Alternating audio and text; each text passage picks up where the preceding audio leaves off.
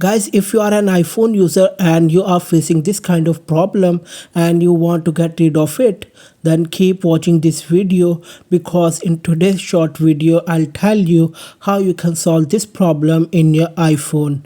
So let's get started without wasting any time.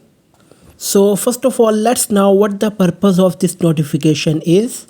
So guys, whenever you bring your iPhone close to your eyes, this notification appears on your screen and it says that keeping your iPhone at arm's length can protect your eyesight.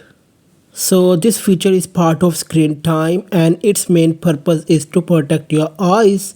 Whenever your iPhone comes close to your eyes, you are given a notification that your iPhone is close to your eyes so that you can avoid eyes problems.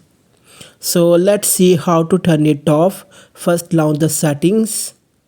Now swipe down and find screen time and tap on it. This is screen time option, tap on it. In the screen time, swipe down and tap on screen distance. Here, you need to turn off screen distance. So guys, that's it for today's video. Like, share and subscribe to the channel. Thanks for watching the video.